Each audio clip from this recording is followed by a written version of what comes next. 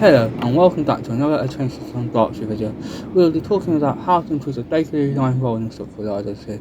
The Bakerloo Line operates a 1972 stock built by Metro Camel, also known as the Class 499-2s under Total Operations Processing System. I'll be talking about four options. These are do nothing, use the soon-to-be withdrawn 1973 stock from the Piccadilly line to part replace the 1972 stock. Use the soon-to-be withdrawn 1973 stock to fully replace the 1972 stock, or order the 2024 stock to fully replace the 1972 stock.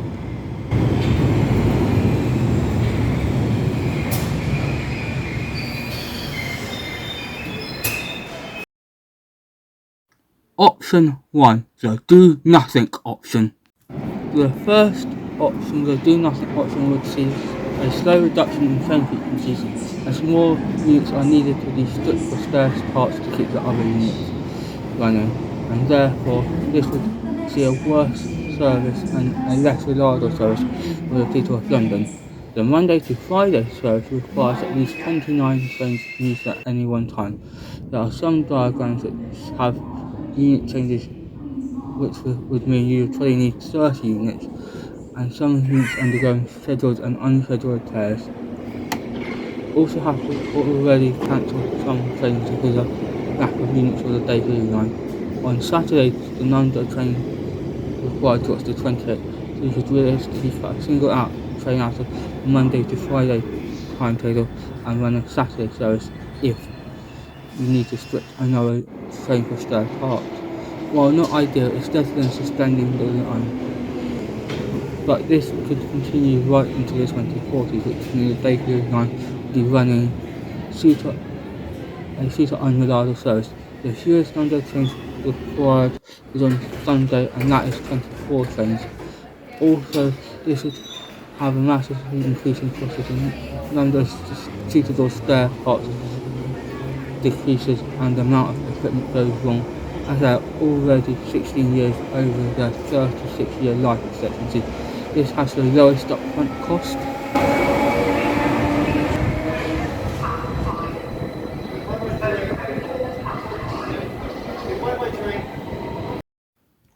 Option 2, the part replacement option. The second option would mean that a number of 1972 stock could be removed from service and used as spare parts and replaced by 1973 stock. For example, you would remove 16 of the worst of the 36 strong fleet of 1972 stock from service, and then you would bring across on the Piccadilly line as a yet withdrawn from service a fleet of 20 of the 1973 stock. This would see an increased cost as you would have to maintain two sets of fleets of trains for a considerable amount of time, but you would have the advantage of a more reliable service since the amount of spare parts has increased. Some people say that the 73 stock would not fit. However, the London Underground battery logos, which are larger than both the 1972 and 1973 stock, fit on the full line. The battery logos are 18.7 metres, the 1973 stock is 17.1 metres, and the 1972 stock is 16.4 metres long per coach. The current 22 trains to hour service pattern would not be increased. This has a higher upfront cost than the do nothing option.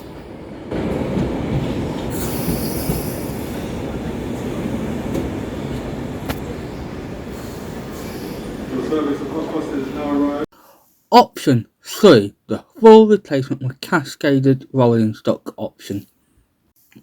The third option would mean all of the 1972 stock would be withdrawn and replaced by a fleet of 40 of the best 1973 stock. This would hopefully improve reliability as you're running slightly newer trains in the Bakerloo Line, and you would gain the wealth of spare parts from the other 15 1973 stocks scrapped. However, the 1973 stocks are also past their life expectancy, so they aren't going to be much cheaper to run. This would be cheaper than a mix of the 1972 and 1973 stock fleets to offer. The current 20 trains to hour service pattern would not be increased. This has a higher upfront cost than the do nothing option. Option 4, the full replacement with new rolling stock option. The final option is completely replacing the 1972 stock with a fleet of at least 40 2024 2 stock. This would mean the Bakerloo Line would become far cheaper to operate than any of the other options, as well as allowing for an improvement in trains per hour from 20 to 27, which the other options do not permit, as well as providing air cooling. Also, the 2024 stock would permit a reduced journey time as they have improved acceleration rate and a higher top speed of 62 miles per hour over the 45 miles per hour of 1972 stock and 1973 stock. This would allow for the speed limit on the Bakerloo DC-9 to be reinstated to 60 miles per hour from the current 45 miles per hour.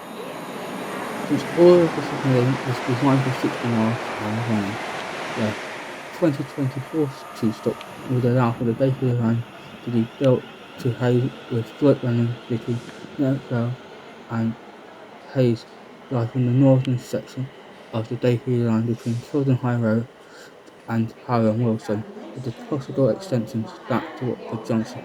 This would have the highest up front because it requires brand new trains. Conclusion after looking at the four options. In conclusion, I think the best option would be to replace the full 1972 stock on the Bakerloo Line with 2024 stock, as this would provide a step change in service and reliability on the Bakerloo Line.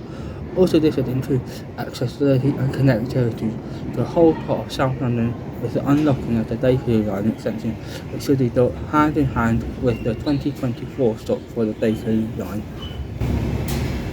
Mind the gap, please.